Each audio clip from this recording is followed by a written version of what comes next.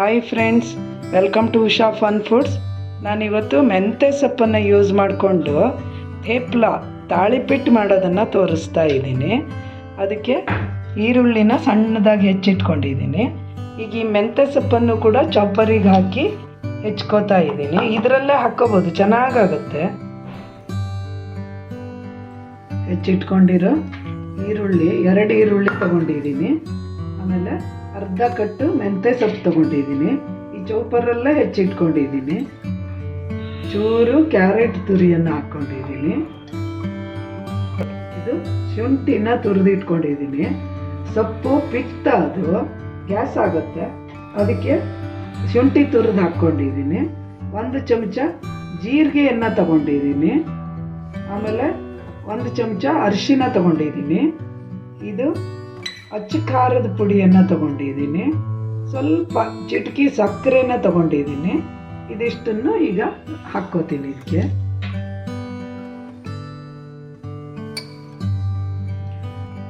ರುಚಿಗೆ ತಕ್ಕಷ್ಟು ಉಪ್ಪು ಹಾಕೋತಾ ಇದ್ದೀನಿ. ಇದಕ್ಕೆ 3/4 ಬೌಲು ಜೋಳದ ಹಿಟ್ಟನ್ನು ತಗೋತಾ ಇದ್ದೀನಿ. ಇದಿಷ್ಟು ಹಾಕೋದ್ರಿಂದ ಒಂದು 8-10 ಆಗತ್ತೆ. ಇದರಲ್ಲಿ ಒಂದ್ಸರಿ ಚೆನ್ನಾಗಿ ಮಿಕ್ಸ್ ಮಾಡ್ಕೋಬೇಕು. ಇದಕ್ಕೆ ಹಿಡಿಸೋ ಅಷ್ಟು ನೀರನ್ನು ಹಾಕ್ಕೊಂಡು ಕಲಿಸ್ಕೊತಾ ಇದ್ದೀನಿ. ಈಗ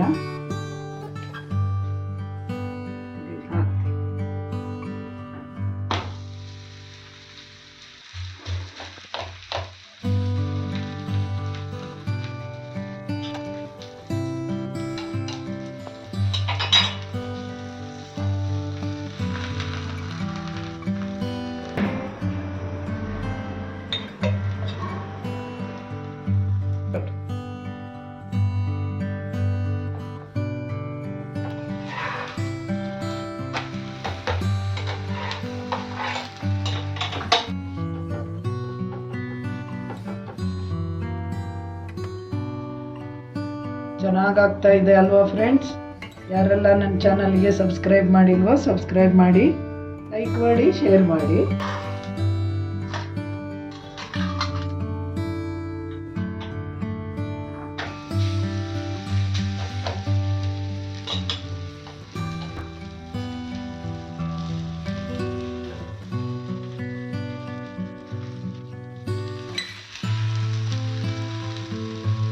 ಇದಕ್ಕೆ ಸ್ವಲ್ಪ ಎಣ್ಣೆ ಹಾಕ್ತಾ ಇದ್ದೀನಿ. ಬೇಕಾದರೆ ಹಾಕ್ಕೋಬೋದು, ಬೇಡ ಅಂದರೆ ಬೆಣ್ಣೆ ಬೇಕಾದರೆ ಹಾಕ್ಕೋಬೋದು, ಅದು ಚೆನ್ನಾಗಿರುತ್ತೆ. ಇದಕ್ಕೆ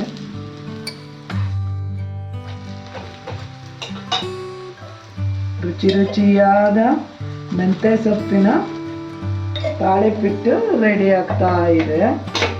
ತುಂಬ ಚೆನ್ನಾಗಿರುತ್ತೆ ಫ್ರೆಂಡ್ಸ್ ಇದು. ಆಮೇಲೆ ಹೆಲ್ದಿ ಕೂಡ ಇದು.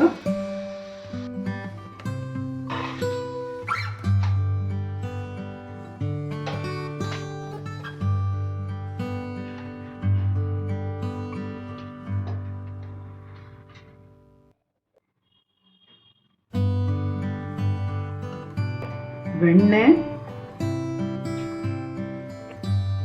ಆಮೇಲೆ ಜೋನಿ ಬೆಲ್ಲ, ಇದು ತುಂಬ ಒಳ್ಳೆ ಕಾಂಬಿನೇಷನ್ ಫ್ರೆಂಡ್ಸ್. ಇದು ತುಂಬ ಚೆನ್ನಾಗಾಗುತ್ತೆ.